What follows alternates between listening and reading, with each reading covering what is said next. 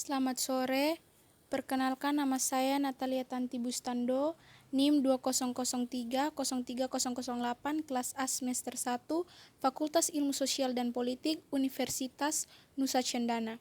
Pada kesempatan kali ini saya akan membuat video mengenai makalah UTS, pengantar ilmu politik. Pada bab 1, yaitu sifat, arti, dan hubungan ilmu politik dengan ilmu pengetahuan lainnya. Perkembangan dan definisi ilmu politik. Ilmu politik merupakan salah satu cabang ilmu sosial yang memiliki dasar, rangka fokus, dan ruang lingkup yang jelas.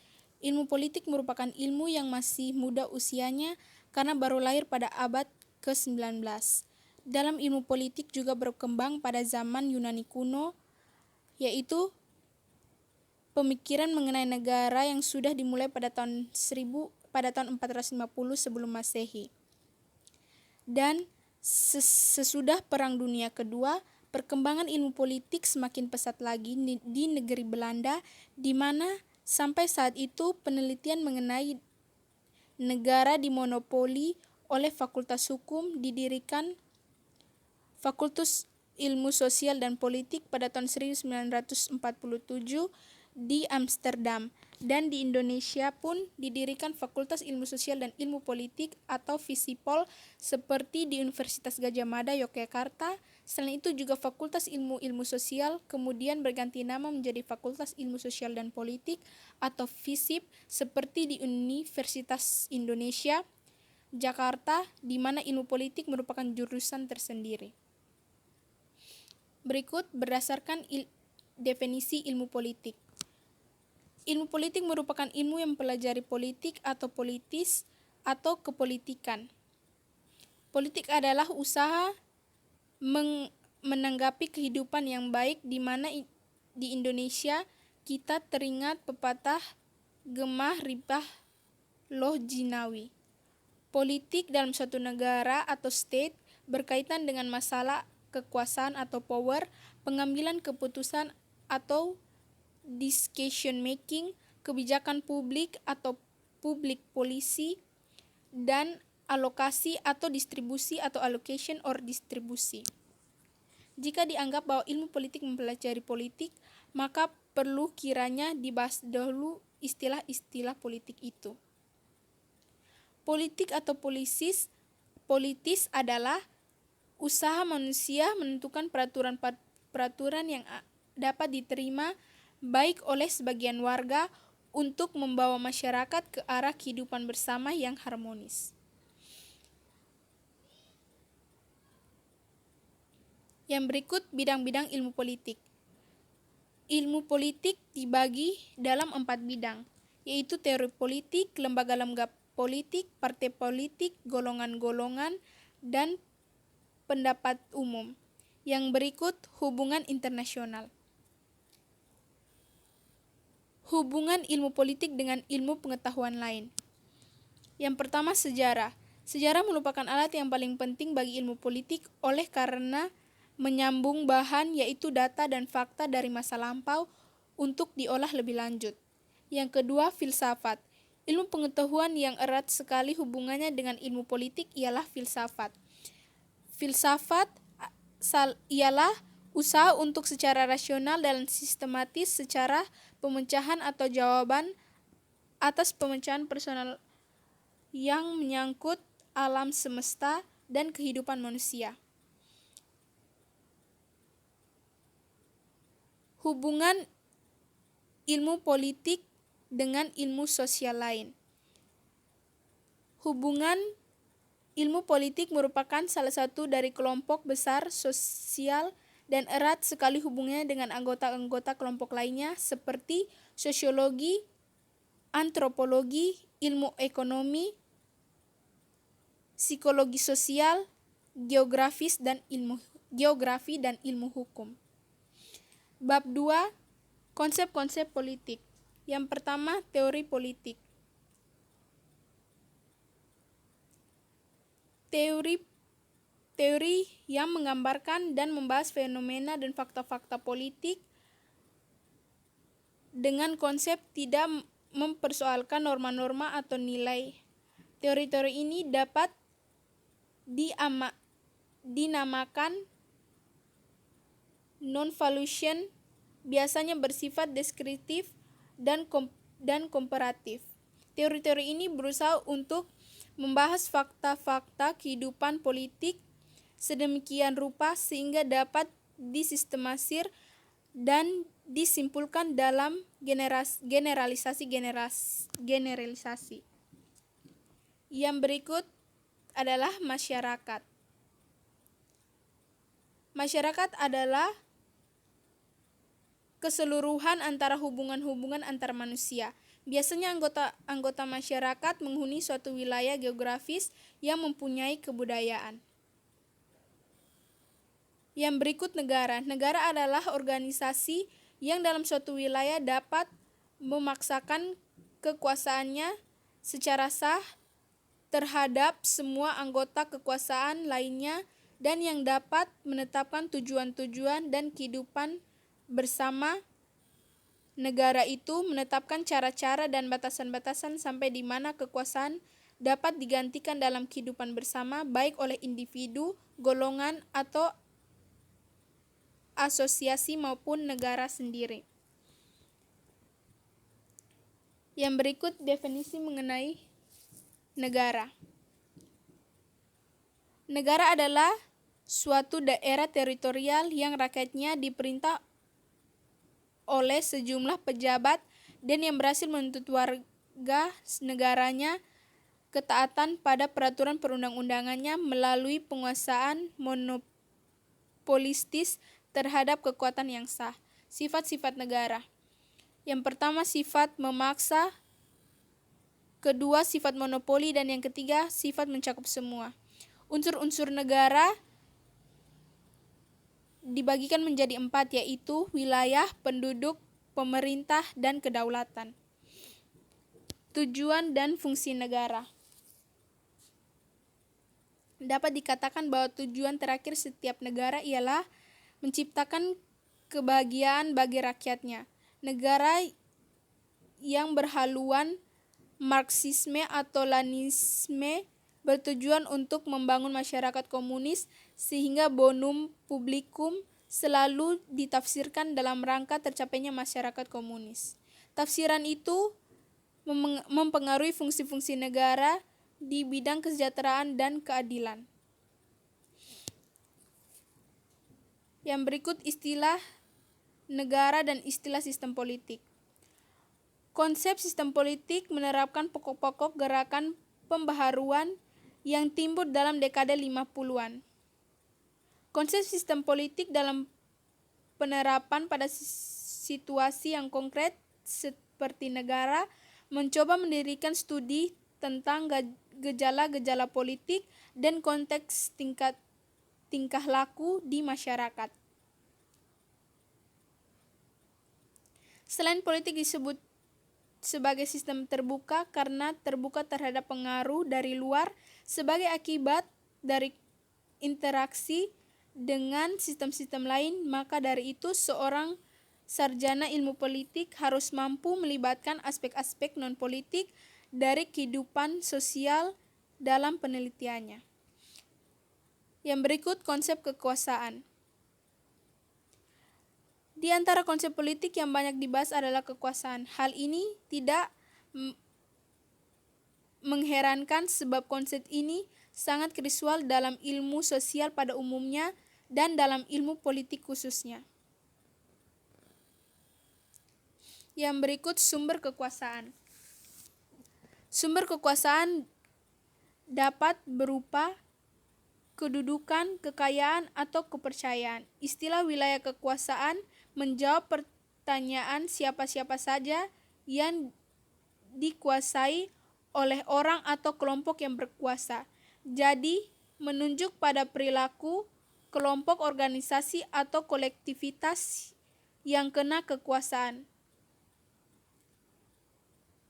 Yang berikut pengaruh. Seperti telah diuraikan sebelumnya, suatu konsep yang telah dibahas bersama dengan kekuasaan adalah pengaruh. Pada umumnya, masyarakat berpendapat bahwa kekuasaan dapat mengadakan sanksi dan pengaruh. Pengaruh biasanya tidak merupakan satu-satunya faktor yang menentukan perilaku seseorang dan sering bersaing dengan faktor lain. Bab 3, bagian pendekatan dalam ilmu politik. Pendekatan-pendekatan tersebut yaitu pendekatan legal atau institusional, pendekatan perilaku, pendekatan pilihan rasional, pendekatan institusionalisme baru. Bab 4, demokrasi. Yang pertama, beberapa konsep mengenai demokrasi.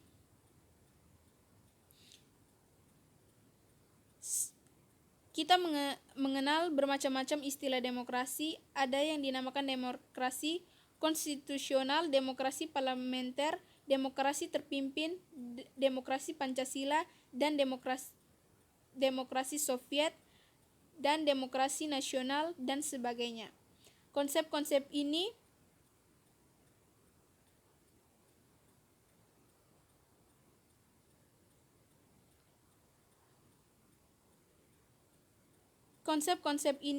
memakai istilah demokrasi yang menurut asal kata berarti rakyat berkuasa atau government by the people. Akan tetapi, sesudah Perang Dunia Kedua kita melihat gejala bahwa secara formal demokrasi merupakan dasar dari kebanyakan negara di dunia. Menurut suatu penelitian yang diselenggarakan oleh UNESCO dalam tahun 1949. Akan tetapi UNESCO juga menarik kesimpulan bahwa ide demokrasi dianggap ambiguous atau mempunyai berbagai pengertian. Sekurang-kurangnya ada ambiguity atau ketakutan mengenai lembaga-lembaga atau cara-cara yang dipakai untuk melaksanakan ide-ide atau mengenai keadilan kultural secara historis yang mengaruhi istilah, ide, dan praktik demokrasi.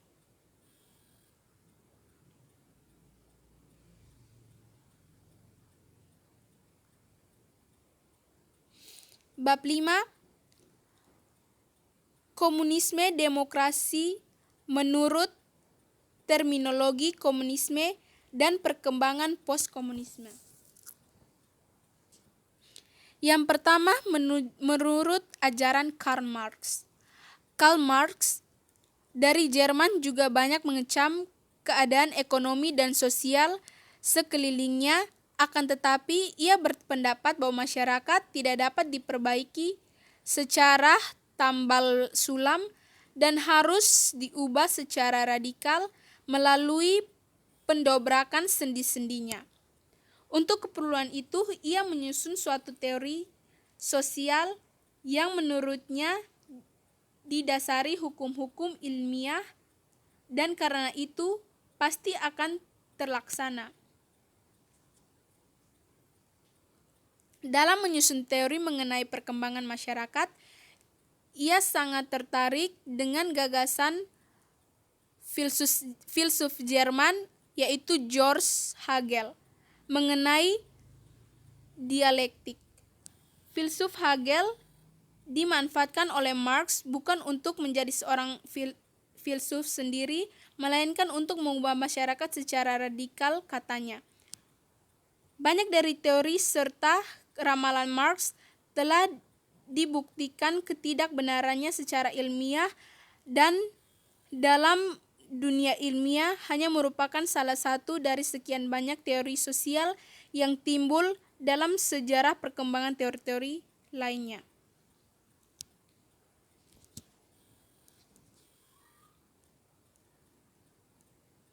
Yang berikut, perkembangan Marxisme atau Leanisme di Uni Soviet. Lenin pemimpin revolusi 1917 dan menguasai Uni Soviet sampai saat meninggalnya pada tahun 1924. Revolusi ini berhasil membentuk diktator proletariat seperti yang dibayangkan oleh Marx. Beberapa gagasan Lenin ialah: pertama, melihat pentingnya peranan kaum petani dalam menyelenggarakan revolusi.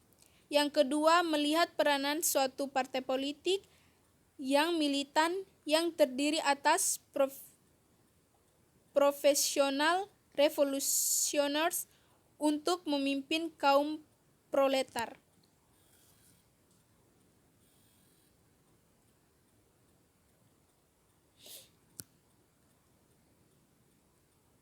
Yang ketiga, melihat imperialisme sebagai gejala yang memperpanjang hidup kapitalisme. Yang berikut, pandangan negara mengenai demokrasi. Demokrasi pada tahap ini menurut Lenin bersifat demokrasi untuk mayoritas dan rakyat dan penindasan dengan kekerasan terhadap kaum pengisap dan penindas dengan jelas menyingkirkan mereka dari demokrasi. Yang berikut, demokrasi nasional. Pada akhir tahun 1950-an, kaum komunis meninjau kembali hubungan-hubungan dengan negara-negara baru di Asia dan Afrika yang telah mencapai kemerdekaan setelah berakhirnya Perang Dunia Kedua.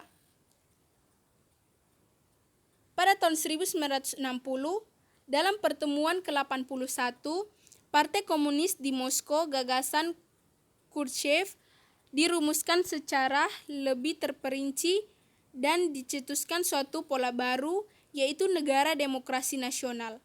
Demokrasi nasional dianggap suatu tahapan dalam perkembangan negara demokrasi borjuis menjadi demokrasi rakyat sebagai suatu bentuk diktator proletariat. Yang berikut, kritik terhadap komunisme dan runtuhnya kekuasaan komunis. Kecaman terhadap komunisme datang baik dari kalangan non-komunis dan anti-komunis maupun dari dunia komunis sendiri. Dari dunia non-komunis, kritik terutama ditujukan kepada unsur paksaan dan kekerasan, kepada pembatasan atas kebebasan-kebebasan politik seperti masyarakat pendapat, dan kepada dibiarkannya martabat perorangan untuk kepentingan umum yang pada hakikatnya ditentukan dan dirumuskan oleh suatu elit yang kecil. Bab 6, Undang-Undang Dasar. Sifat dan fungsi Undang-Undang Dasar. Menurut sarjana hukum ECS WD dalam buku Constitutional Law, Undang-Undang Dasar adalah naskah yang memaparkan rangka dan tugas-tugas pokok dan badan-badan pemerintahan suatu negara dan menentukan pokok-pokok cara kerja badan-badan tersebut. Jadi, pada pokoknya dasar dari setiap sistem pemerintahan diatur dalam suatu undang-undang dasar. Yang berikut, konstitusionalisme.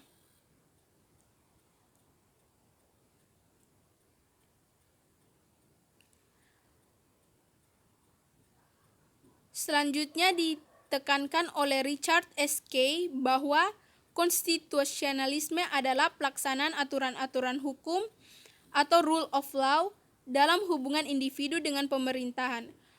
Konstitusionalisme menghadirkan situasi yang dapat memupuk rasa aman karena adanya pembatasan terhadap wewenang pemerintah yang telah ditentukan lebih dahulu. Jadi konsep rule of law dan Rechtsstaat merupakan inti dari demokrasi konstitusional.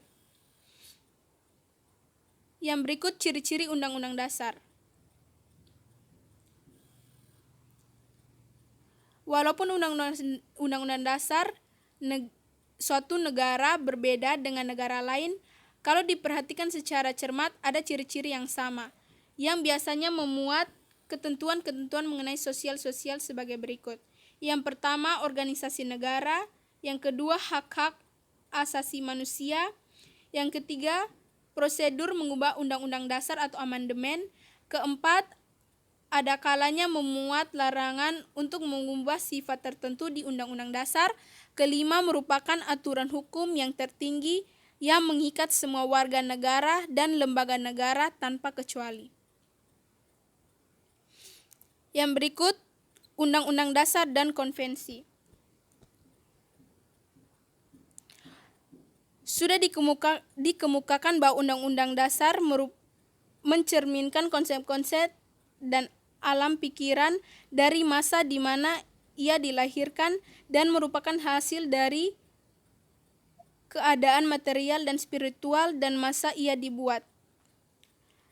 Sedangkan konvensi adalah aturan perilaku kenegaraan yang didasarkan tidak pada undang-undang melainkan pada kebiasaan ketatanegaraan dan preseden.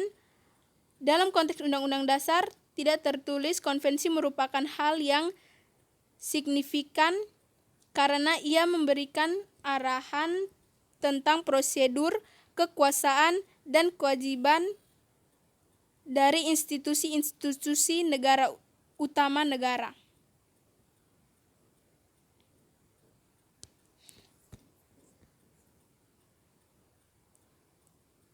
Yang berikut, pengertian Undang-Undang Dasar.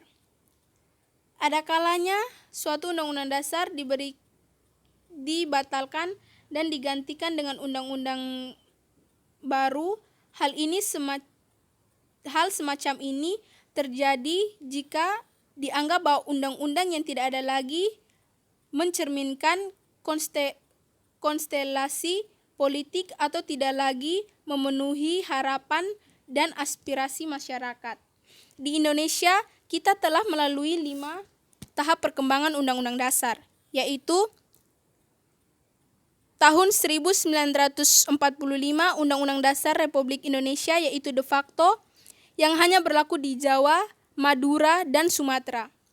Yang kedua, tahun 1949 Undang-Undang Dasar Republik Indonesia Serikat atau RIS yang berlaku di seluruh Indonesia kecuali Irian Barat.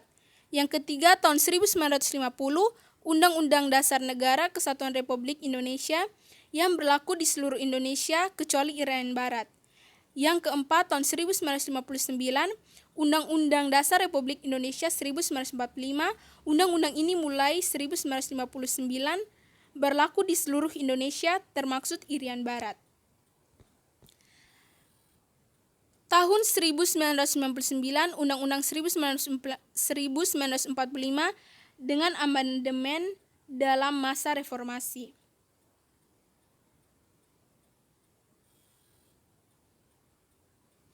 Yang berikut, perubahan Undang-Undang Dasar, amandemen. Selain pengertian secara menyeluruh, tidak jarang pula negara mengadakan perubahan sebagian dari undang-undang dasarnya. Perubahan ini dinamakan amandemen. Undang-undang biasanya memuat prosedur untuk menampung hasrat melakukan perubahan parsial tersebut. Yang berikut, supremasi Undang-Undang Dasar. Dengan adanya gagasan bahwa undang-undang adalah hukum tertinggi atau supreme law yang harus ditaati oleh rakyat maupun oleh alat-alat pelengkapan negara, maka timbullah persoalan siapakah yang akan menjamin bahwa ketentuan-ketentuan Undang-Undang Dasar benar-benar diselenggarakan menurut jiwa dan kata-kata dari naskah, baik oleh badan eksekutif maupun oleh badan-badan pemerintahan lainnya.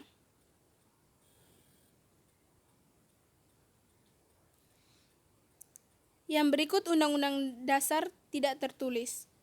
Salah satu undang-undang dasar yang dewasa ini dianggap tak tertulis ialah Undang-Undang Inggris. Undang-undang ini dibuat tak tertulis karena merupakan suatu naskah, tetapi jika diselidiki benar-benar, ternyata bahwa sebagian terbesar undang-undang Inggris terdiri atas bagian bahan tertulis berupa dokumen-dokumen resmi. Yang berikut, Undang-Undang Dasar tertulis.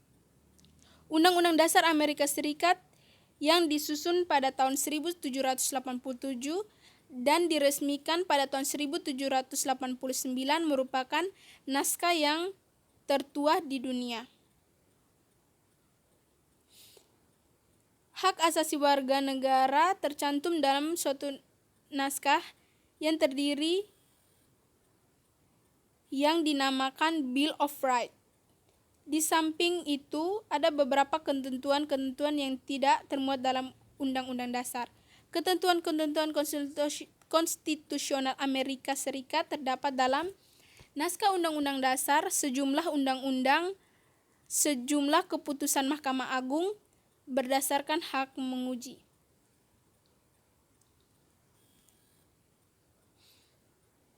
Yang berikut, undang-undang yang fleksibel. Gagasan mengenai Undang-Undang Dasar yang fleksibel berdasarkan konsep supremasi parlemen. Parlemen dianggap sebagai satu-satunya lembaga yang mengubah atau membatalkan undang-undang yang pernah dibuat oleh badan itu. Di Selandia Baru, perubahan dari negara federal menjadi negara kesatuan dalam tahun 1876 dilaksanakan dengan undang-undang biasa. Begitu pula pembagian majelis tertinggi dalam tahun 1951. Yang berikut, Undang-Undang Dasar yang kaku. Undang-Undang Dasar yang kaku biasanya hasil kerja dari suatu konstituante yang dianggap lebih tinggi kekuasaannya daripada parlemen karena memiliki kekuasaan membuat undang-undang dasar. Oleh karena itu, biasanya konstituante dibubarkan pada saat tugasnya selesai, maka dirasa perlu untuk memberi pedoman bagi generasi mendatang mengenai prosedur mengubah undang-undang dasar yang baru disusun itu. Yang berikut, Undang-Undang Dasar Indonesia. Dari sejak ketatanegaraan Indonesia dapat diketahui bahwa Undang-Undang Dasar yang berlaku telah beberapa kali berganti, yaitu dari Undang-Undang Dasar 1945, kemudian diganti dengan Undang-Undang Dasar RI 1949, lalu diganti lagi dengan Undang-Undang Dasar Sementara 1950, dan akhirnya kembali ke Undang-Undang Dasar 1945. Undang-undang yang kini berlaku itu juga telah mengalami beberapa amandemen. Undang-undang kita dibuat singkat dari sopel agar tidak lekas usang. Tidak diketahui apakah hal itu memang hanya disebabkan oleh karena kearifan para penyusun untuk memperhitungkan dinamika perkembangan masyarakat kita. Meskipun demikian, rumusan Undang-Undang Dasar 1945 cukup memberi kerangka konstitusional untuk dipakai dalam menghadapi masa depan. Perumusannya juga tidak mengekang generasi-generasi baru untuk berkembang sesuai dengan tuntutan zamannya, sehingga dengan segala kelemahan yang melekat padanya dapat diterima oleh semua golongan masyarakat untuk kurun waktu yang cukup lama sebelum kemudian pada tahun 1999 sampai 2002 diamandemen. Sekian dan terima kasih.